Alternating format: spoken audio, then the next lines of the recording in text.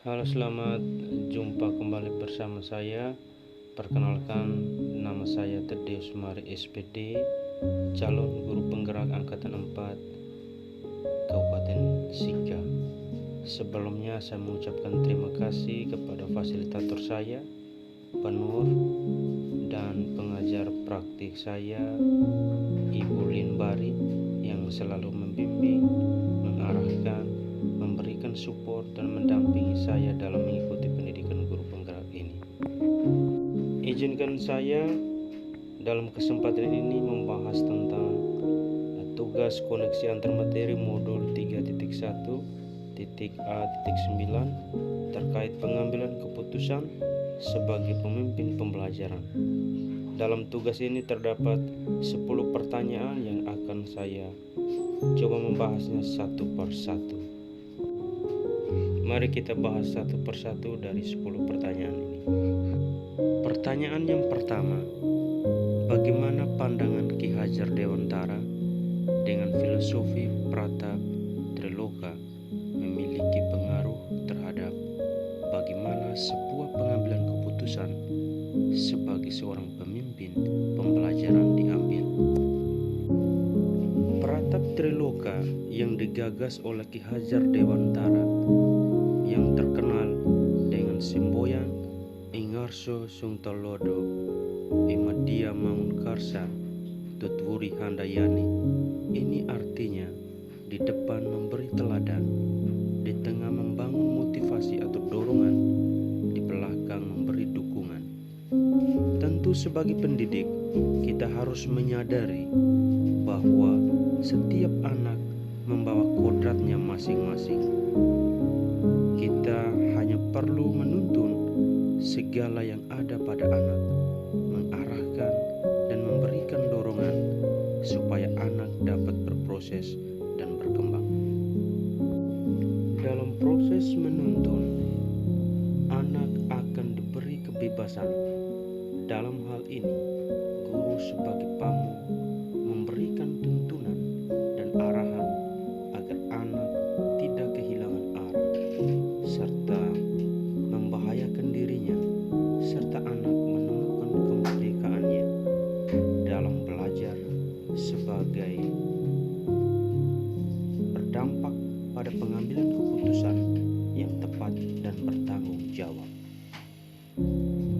Dalam hal tersebut, maka sebagai guru harus mampu mengambil keputusan yang berpihak pada murid serta bijaksana.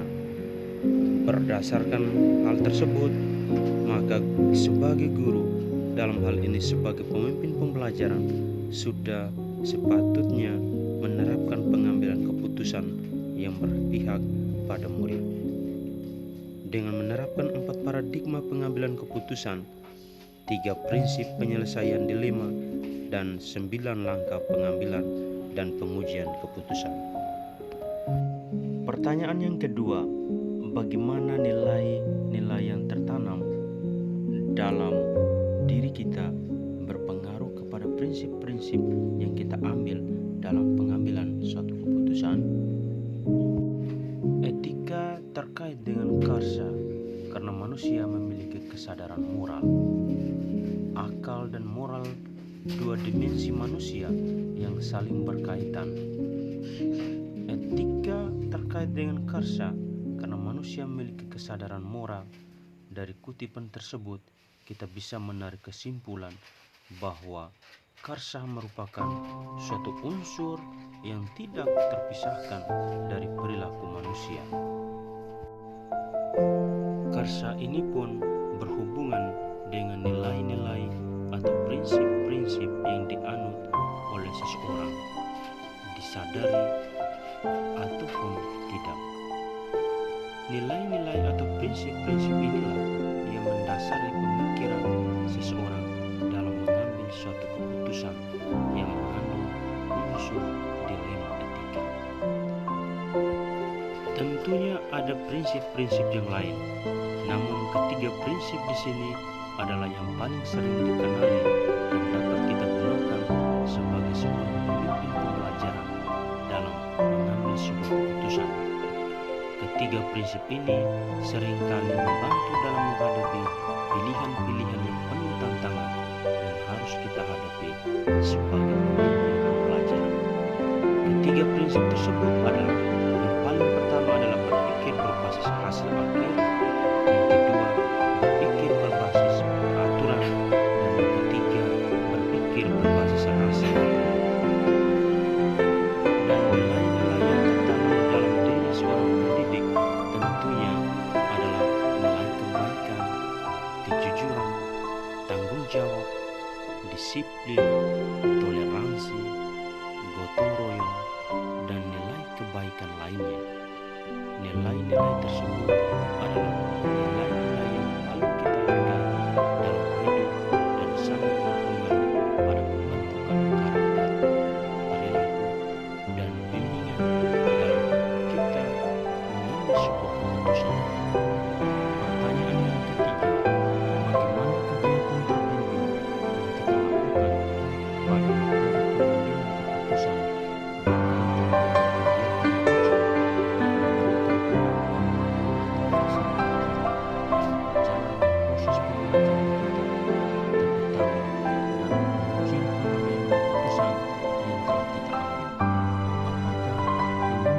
keputusan ini tentunya bisa dibantu oleh sesi coaching yang telah dibahas pada minggu yang sebelumnya. Pembimbingan yang telah dilakukan oleh pendamping atau fasilitator telah membantu saya berlatih mengevaluasi keputusan yang telah saya ambil. Apakah keputusan tersebut sudah berpihak kepada murid? Apakah sudah sejalan dengan nilai-nilai kebajikan universal? Apakah keputusan yang diambil bermanfaat untuk banyak orang, dan apakah keputusan yang diambil tersebut dapat dipertanggungjawabkan? Seorang pendidik harus mampu mengetahui dan memahami kebutuhan belajar serta kondisi sosial dan emosional dari muridnya. Seorang siswa harus mampu juga menyelesaikan permasalahannya dalam belajarnya. Pentingnya adalah pendekatan coaching dilaksanakan oleh guru, karena guru dalam hal ini sebagai coach akan menggali potensi yang dimiliki oleh muridnya dan memberi pertanyaan pemantik sehingga murid dapat menemukan potensi yang terpendam dalam dirinya untuk dapat menyelesaikan masalahnya sendiri. Untuk dapat mengambil sebuah keputusan dengan baik, maka yang paling penting adalah keterampilan coaching akan membantu kita sebagai pemimpin pembelajaran dengan pertanyaan-pertanyaan untuk memprediksi hasil dan berbagi opsi dalam pengambilan keputusan. Coaching juga dapat membantu dalam pengambilan keputusan yang tepat yang akan berpengaruh sehingga terciptanya lingkungan yang positif, kondusif, aman dan nyaman. Dengan demikian akan berpengaruh bagi peserta didik dalam proses pembelajaran. Pertanyaan yang keempat, bagaimana kemampuan guru dalam mengelola dan menyadari aspek sosial emosionalnya akan berpengaruh terhadap pengambilan keputusan? Dalam proses pengambilan keputusan yang bertanggung jawab, diperlukan kompetensi sosial emosional seperti kesadaran diri, pengelolaan diri, kesadaran sosial, dan keterampilan berhubungan sosial, sehingga diharapkan proses pengambilan keputusan dapat dilakukan secara sadar penuh, terutama sadar dengan berbagai pilihan, konsekuensi yang akan terjadi, dan meminimalisir kesalahan dalam pengambilan keputusan. Namun tujuan utama pengambilan selalu pada kepentingan dan keberpihakan pada anak didik. Pertanyaan yang kelima, bagaimana pembahasan studi kasus yang fokus pada masalah moral atau etika kembali kepada nilai-nilai yang dianut seorang pendidik? Seorang pendidik harus mampu melihat permasalahan yang dihadapi. Apakah permasalahan tersebut merupakan dilema etika atau pujukan moral? Dengan dengan nilai-nilai yang dihadapi atau yang dimiliki seorang pendidik tersebut, baik nilai inovatif, kolaboratif, mandiri, dan reflektif, seorang pendidik dapat menuntun muridnya untuk dapat mengenali potensi yang dimiliki dalam pengambilan keputusan dan mengatasi masalah yang dihadapi, sehingga dengan nilai-nilai dari seorang pendidik tersebut yang merupakan landasan pemikiran yang dimiliki akan cenderung pada prinsip melakukan demi kebaikan orang banyak, menjunjung tinggi prinsip-prinsip atau nilai-nilai dalam diri, dan melakukan apa yang kita harapkan orang lain akan lakukan kepada diri kita. Maka seorang pendidik akan dapat mengambil sebuah keputusan yang bertanggung jawab melalui berbagai pertimbangan dan langkah pengambilan dan pengujian sebuah keputusan terkait permasalahan yang dihadapi. Pertanyaan yang keenam, bagaimana pengambilan keputusan yang tepat? Tentunya berdampak pada terciptanya lingkungan yang positif, kondusif, aman, dan nyaman. Hal pertama yang kita lakukan adalah mengenali terlebih dahulu kasus yang terjadi. Apakah kasus tersebut termasuk dilema etika atau bujukan moral? Jika kasus tersebut merupakan dilema etika, sebelum mengambil sebuah keputusan, kita harus mampu menganalisa pengambilan keputusan berdasarkan pada 4 paradigma, 3 prinsip, dan 9 langkah pengambilan dan pengujian keputusan, sehingga hasil keputusan yang kita ambil mampu menciptakan lingkungan yang positif, kondusif, aman, dan nyaman. Pertanyaan ketujuh, selanjutnya, apakah kesulitan-kesulitan di lingkungan Anda yang sulit dilaksanakan untuk menjalankan pengambilan keputusan terhadap kasus-kasus dilema etika ini? Apakah ini kembali ke masalah perubahan paradigma di lingkungan Anda? Kesulitan-kesulitan yang dialami di lingkungan saya dalam mengambil keputusan adalah kesulitan atau kendala yang bersumber pada pengambilan keputusan, di mana dalam pengambilan keputusan kurang melibatkan guru atau warga sekolah, karena memang sekolah kami adalah sekolah khusus. Jadi ini yang menjadi kesulitan dalam lingkungan sekolah saya. Pertanyaan yang kedelapan, dan pada akhirnya apakah pengaruh pengambilan keputusan yang kita ambil ini dan pengajaran yang memerdekakan murid-murid kita? Sebagai seorang pendidik, saya merasa terbantu dengan penjelasan materi dari modul 3.1 terkait pengambilan keputusan sebagai pemimpin pembelajaran, karena sebelumnya kita sering menemukan dilema namun kita belum bisa menyelesaikan permasalahan dan mengambil sebuah keputusan dengan tepat. Dan semua materi yang telah dipelajari dari modul 3.1 ini, maka ketika kita mengambil keputusan harus memperhatikan beberapa hal penting terkait 4 paradigma, 3 prinsip, dan 9 langkah pengambilan dan pengujian keputusan. Maka keputusan yang kita ambil akan berdampak baik kepada murid, karena pada dasarnya adalah tujuan pembelajaran adalah dapat memberikan keselamatan dan kebahagiaan pada murid.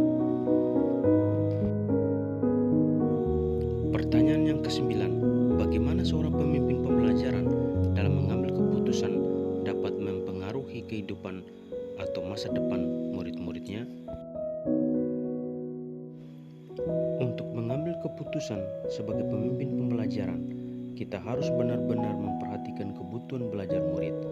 Jika keputusan yang kita ambil sudah mempertimbangkan kebutuhan murid, maka murid akan dapat menggali potensi yang ada dalam dirinya. Dan kita sebagai pemimpin pembelajaran dapat memberikan pembelajaran yang sesuai dengan kebutuhan belajarnya dan menuntun murid dalam mengembangkan potensi yang dimiliki, sehingga keputusan kita dapat berpengaruh terhadap keberhasilan dari murid di masa depannya nanti. Pendidik yang mampu mengambil keputusan secara tepat akan memberikan dampak akhir yang baik dalam proses pembelajaran, sehingga mampu menciptakan well-being murid untuk masa depan yang lebih baik.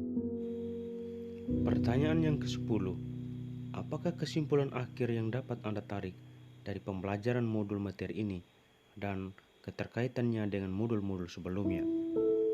Kesimpulan akhir yang dapat ditarik dari pembelajaran modul 3.1. Ini adalah pengambilan keputusan sebagai pemimpin pembelajaran terkait dengan modul-modul yang telah dipelajari sebelumnya, merupakan satu kesatuan yang tidak dapat dipisahkan untuk memerdekakan murid dalam belajar.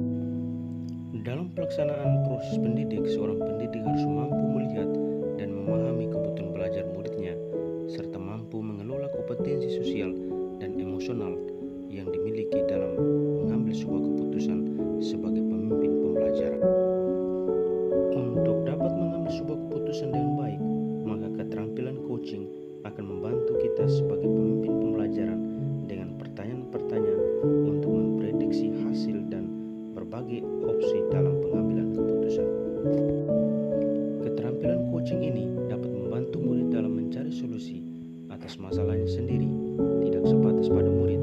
Keterampilan coaching dapat diterapkan pada rekan sejawat atau komunitas terkait permasalahan yang dialami dalam proses pembelajaran. Selain itu, diperlukan kompetensi kesadaran diri, pengelolaan diri, kesadaran sosial,